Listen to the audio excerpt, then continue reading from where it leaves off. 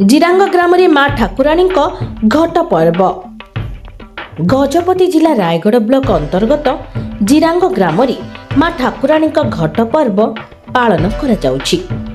ଏହି ପର୍ବ ପ୍ରତି 3 ବର୍ଷରେ ଥରେ ଅନୁଷ୍ଠିତ ହେଉଥିବା ବେଳେ ଏହା 7 ଦିନ ଧରି ପାଳନ ହୋଇଥାଏ।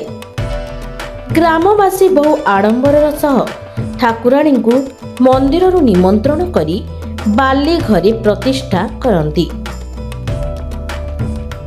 ପ୍ରତ୍ୟେକ ସନ୍ଧ୍ୟାରେ ଠାକୁରାଣୀଙ୍କ ନଗର ପରିକ୍ରମା କରାଯାଉଛି।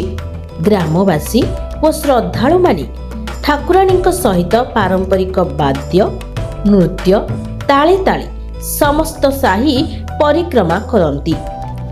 ଏହା ପାଳନ କରିବା ଫଳରେ ଗ୍ରାମରେ ସୁଖ ଶାନ୍ତି ଓ ସମୃଦ୍ଧି ହେଉଥିବା ବିଶ୍ୱାସ ରହିଛି। ଏହି ଅବସରରେ ମୋହନା ବିଧାୟକ ଦାଶରଥୀ ଗମାଙ୍ଗ ଯୋଗଦେଇ ମାଙ୍କ ଆଶୀଷ ଭିକ୍ଷା କରିଥିଲେ। ସମସ୍ତ କାର୍ଯ୍ୟକ୍ରମକୁ ମା ଠାକୁରାଣୀ ପର୍ବ କମିଟି ସଦସ୍ୟ ଓ ସ୍ଥାନୀୟ ଯୁବଗୋଷ୍ଠୀ ପରିଚାଳନା କରୁଛନ୍ତି। ଠାକୁରାଣୀ ଯାତ୍ରା ଜିରାଙ୍ଗ ଠାରେ ମୁଁ ଆସି ପହଞ୍ଚିଛି। ମତେ ନିମନ୍ତ୍ରଣ ବି ଦେଇଥିଲେ। ଆମର ବେହେରା ବିଓ ଯାଇଥିଲେ, କିଛି ଆମର କର୍ମକର୍ତ୍ତା ମାନେ ମଧ୍ୟ ଗାଁରୁ ଯାଇଥିଲେ ଭାଇମାନେ। ମୋ ସାଙ୍ଗରେ ଆମର ମହାନ୍ତି ଭାଇନା ଅଛନ୍ତି, ପୁନା ବାବୁ ଅଛନ୍ତି। ମୁଁ ଏତିକି ଖୁସି, ମୁଁ ଇରେସ୍ପେକ୍ଟିଭଲି ଆପଣ ମାନେ ସାମ୍ବାଦିକତା କାମ କରୁଛନ୍ତି, ଆପଣ ମାନେ ବି ସମସ୍ତେ ଜାଣୁଥିବେ ଯେ ମୁଁ ଏ ଗାଁକୁ ମାଙ୍କର ଦର୍ଶନ ମୁଁ କରିନାହିଁ।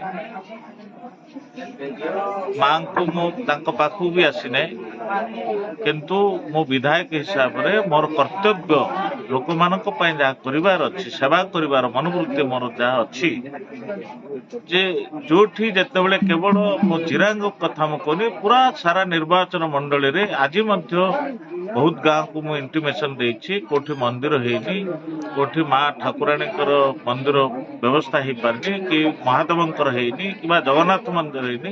ସବୁ ଯାକର ମୋର ଦୃଷ୍ଟି ଆକର୍ଷଣକୁ ଆଣନ୍ତୁ।